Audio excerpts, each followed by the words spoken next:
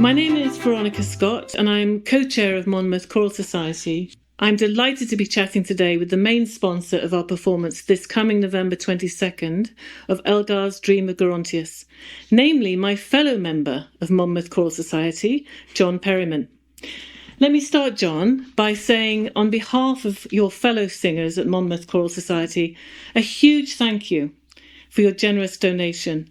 Without it, we wouldn't be able to perform Elgar's Gerontius with Chepstow Choral Society, with the Regency Sinfonia as our orchestra, and the great guest singers that we've had join us, as well as soloists Susan Mars, Andrew Henley and Alex Jones. We're very excited, John. So let's begin, shall we, with our chat today. When did you have this amazing idea to fund a major MCS concert? Initially, I had hoped to include Monmouth Choral Society in donating through my will. But I considered a year or two ago, what better thing to do than to make it, when I was hopefully still active, a major donation. The idea came to me after discussion with our conductor, Stephen Kings, as to which work to do, and my list included Elgar's Dream of Gerontius, Monteverdi's Vespers, a major Bach choral work, and therefore the decision was his as to which to choose. The bonus is the date of the concert is also the annual date for St Cecilia, that's to say, the patron of music. How wonderful that you made the decision in partnership with Steve, and we know that he loves the piece as well, and he's also done an interview to express that and to talk about Elgar as well. So have you sung Dream of Gerontius before, John?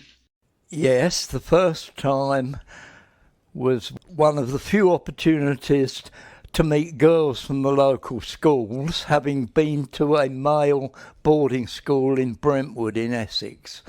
The Choral Society and the dancing were the two occasions when you met girls from the high school and girls from the Ursuline school, both of which are also in Brentwood. And therefore, as a 13-14-year-old, I would have been an elderly boy treble singing Gerontius in, I suspect, 1956 or 7. Well, John, I'd like to have thought it was just the inspiration from Elgar himself, but clearly, as a teenage boy, you had another focus, perhaps on. But I love the fact that you wanted to join with the female population to sing Dream of Gerontius. So, what are the major challenges? Now, obviously, you're a tenor now. Your voice has dropped slightly over the years, John. So, what are the major challenges for the tenor part? I know there are many for the altos. So. Let's start with the tenors. Yeah, I suspect some of the chord changes. I'm aided and abetted particularly by Matt and also Peter Jones, having also rejoined the choir, and so I'm able to sit adjacent to both of those. But the major challenges really are about chord changes and intervals. Top E back to bottom C for a tenor and that sort of thing. So there are a few of those. And the tempo changes as we're all learning, John. And some tempo changes. And some tempo changes. I would agree. Well, how wonderful that you've given this donation to the choir, which is significant, as I said, and you're able to sing it with the choir. So how long have you been with Monmouth Choral? I joined in 1999, I think it was, to sing in the very early church called Malmesbury Abbey. I can't remember the work we did, but I was allowed access into the garden, the bishop's garden around Malmesbury Abbey, and who was at that time planting 2,000 roses for the impending millennium. So that's a few years. That was 1999. That's a good innings. 2000. That's a very good innings. Yeah, absolutely. And how important is the choir? Well, let's say how important is not just the choir, but how important is singing to you, John? Vocally, it's extremely helpful to be able to moderate your voice up and down, and singing above all else in, making perhaps your emotions felt. And do you find I find the Dream of Grantis very emotional piece. What do you find it emotional? Yes, I do. For me, as I say, singing it then and singing it with Monmouth Choral Society, Angela having done it in 1995 and we having done it with Mark Foster in, I think it was 2005. It was very nice return. And what do you think will be the highlights, John, for you in the concert, in this performance? The re-engagement with the Regency Sinfonia is important. We haven't seen them since well before COVID, and we know them through Mark Foster being not only our ex-conductor but also the boss behind the Regency Sinfonia, because he was an eminent organist, fellow of the Royal College of Organists, and also a major horn player who was in the Philharmonia Orchestra of London, along with people like Thomas Beecham and Dennis Brain. So we were in good company in those days, meaning that we were a larger choir than perhaps normally would be expected of a medium-sized town. We were 90 or 100 strong as singers, plus others as friends, of course. And of course, to do this one now, to perform this, we have the support of Chepstow Choral Society. We couldn't do it without them, That's of course, great. and the guest singers, because we're a smaller choir now. So your donation has helped us to do that, John. Good. I'm pleased for you. Well, pleased for all of us. Hopefully, pleased for you. Yeah, the last time this happened was under Ben Nicholas, when it was Stroud Choral Society, and I think we did Dixit Dominus, which again is perhaps Handel's major choral work. And we did it in Cheltenham Town Hall. So we've not joined a singing society since. So it's a great occasion to have Chepstow with us. Absolutely. So over the years, John, obviously this is going to be a highlight for all of us. I hope so. Can you name another piece that you really stands out for you over that time period where you've been singing with Monmouth Choral?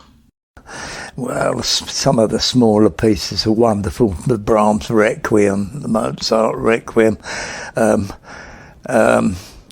They've tended to be medieval or later romantic pieces that I preferred. I'm a creature of the 19th and 20th century rather than the 21st, I guess. Well, you have a lot of knowledge and a lot of joy in singing, which is wonderful. Sure. Would you say it's also good for the well-being as you get older, singing? Absolutely. And I know people vary over the things like the work-up for 10 minutes before we sing. It's helpful if you're old to get those chords, and also the physical side of yourself enhanced a little. I agree with you. I think it's very important because you can't just jump into it straight away. That's right. So if you were to give words of encouragement to anybody who was thinking about sponsoring a concert or sponsoring part of a concert, what words would you use to encourage or inspire them? Why give money to us? Well, if you've enjoyed it as much as I have for 25 years and Angela for some 35 years, and you've got some spare cash, I can think of few better things, few better charities than to make a contribution to. Simple as that. Angela, would you agree? Would you think yes, I would. And he used to be a member of Chepstow Choral Society, so it's helped Chepstow Choral Society as well as Monmouth. Excellent. Do you sing with any other choirs, John and Angela? Until recently, we were with Ross Choral. So you have good knowledge of the choirs in the area. That's wonderful. And for somebody, let's say somebody younger coming to the choir, because the average age is above 40. So what would you say to somebody who was in their 30s and thinking about joining a choir? Why join a choir now? What do you think it offers them? The chance to get together with other people in the community of like mind. Yes. And also you concentrate. You can't think about anything else when you're singing. You've got to look at what you're... It's a good discipline. I agree with you. And there's beauty in it, which I think we need more of in the world. For those few minutes we're singing together, we can escape. What's after Elgar's Dream of Gerontius, John? What's the next thing you'd love to sponsor? Was it the Monteverdi I heard you mention? We've done Monteverdi Vespers, I think, in either the early 2000s. It was quite a long time ago, and that's a big challenge and rather different, of course. Would that be the one you would like to sing next, or what would be next on your list? Well, of course, the Bach being minor mass, I don't think you can beat it, but Monteverdi would come close to me, for me, and it has different, it has different facets to that of Bach, of course, earlier music, but either those two or.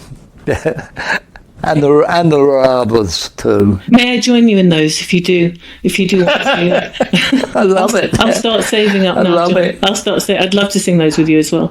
I'd be very pleased to hear if other people are thinking along the same lines as I have about sponsorship whilst they're still active, because I've said to Stephen, this is not a memorial concert. It's not a memorial concert.